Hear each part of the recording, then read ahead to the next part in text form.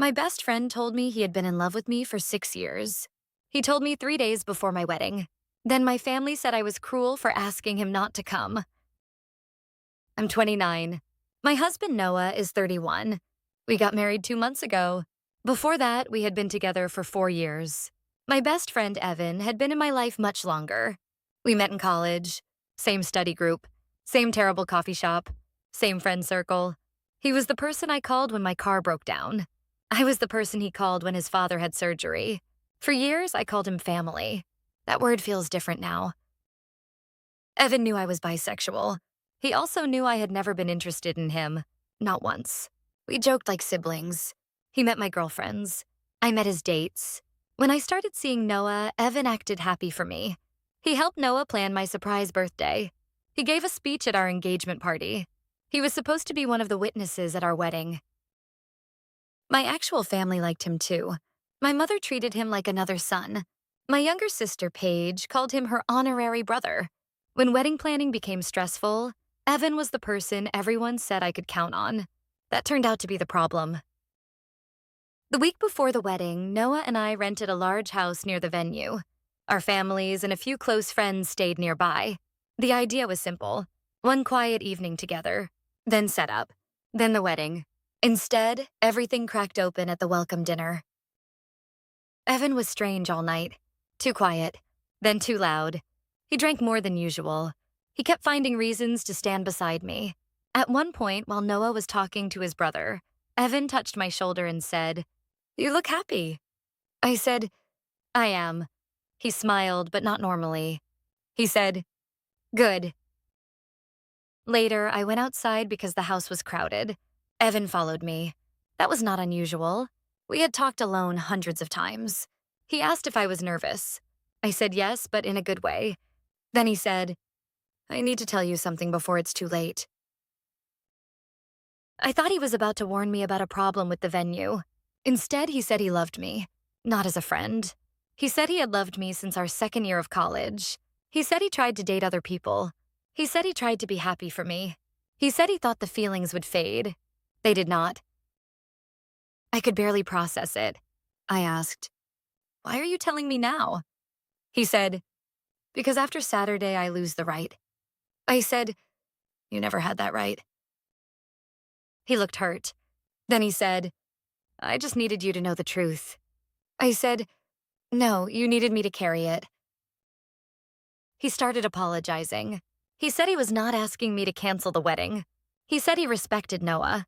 He said he knew I loved Noah. Then he said, "But I had to know if there was ever even a small chance." That was the part that changed everything. Because this was not just honesty. It was a question. 3 days before my wedding. From someone standing inside the ceremony. I said, "There is no chance." He nodded. Then he asked if we could pretend the conversation never happened. I said no. I went inside and told Noah. Immediately, I did not want secrets between us. Noah was calm at first. Too calm. He asked exactly what Evan said. I told him. Then Noah said, "I don't want him at the wedding." I understood. I also panicked. Evan was woven into everything.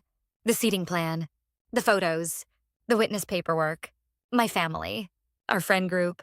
Removing him would mean explaining why. Keeping him would mean asking Noah to spend his wedding day beside a man who had just asked if I might choose him instead. I called Evan. I told him not to come. He said, "I already said I'm sorry." I said, "This is not a punishment." He said, "It feels like one."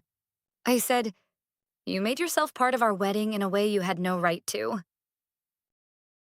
He asked if Noah was forcing me. I said, Noah should not have had to ask. The next morning, my mother found out. I had only told my sister because we needed another witness. Paige told our mother. My mother called me crying. She said Evan had been part of our family for years.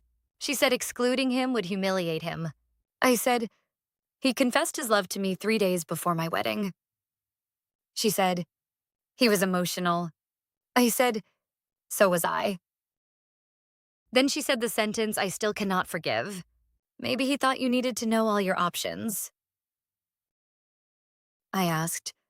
Do you hear yourself? She said she was not telling me to leave Noah. She just thought Evan deserved compassion. I said, what does Noah deserve? She went quiet. By lunchtime, half the family knew. Not the full story. Just that I had kicked Evan out after he admitted feelings. My aunt said I was overreacting.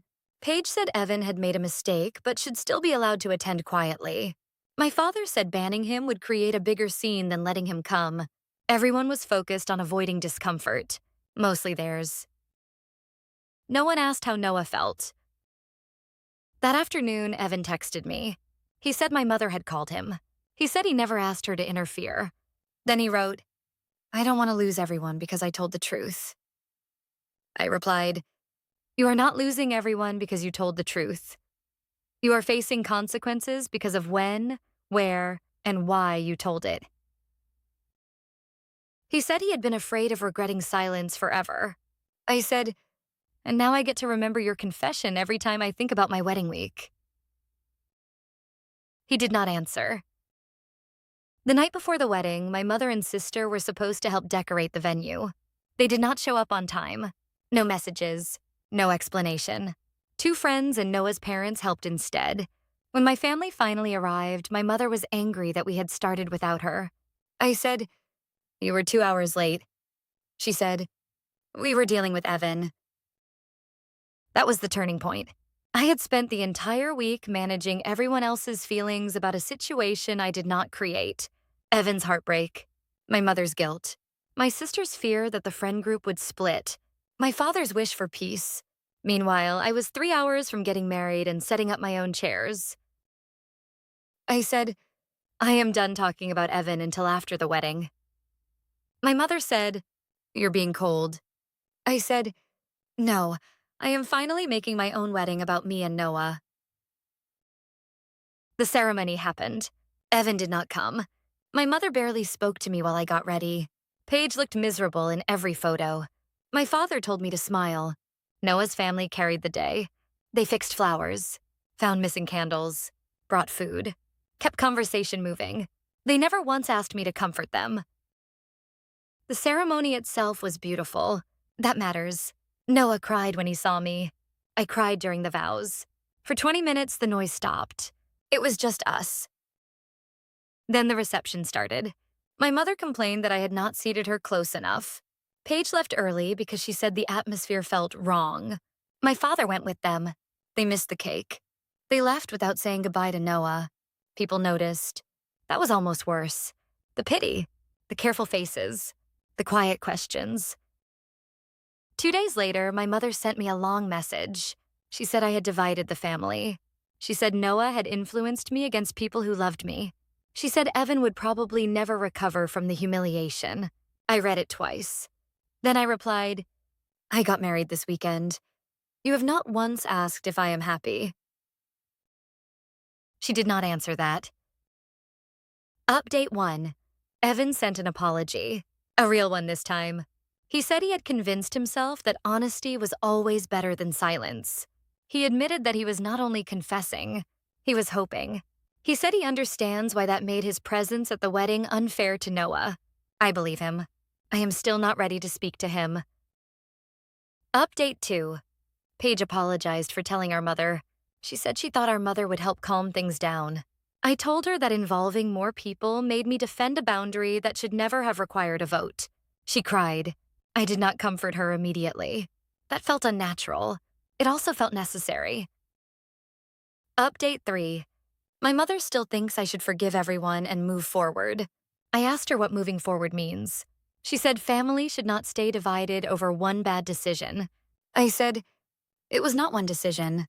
It was Evan choosing the week of my wedding. It was Paige sharing something private. It was my mother defending him before defending me. It was my family making Noah feel like an outsider at his own wedding. Noah says he does not want me to lose my family because of him. I told him this is not because of him. That is important. He did not create the choice. He just refused to pretend there was no choice. I still miss Evan. That is the part people simplify. They think anger erases love. It does not. He was my best friend. He knew my history. He knew how much the wedding meant to me. He also knew exactly how much weight his words would carry.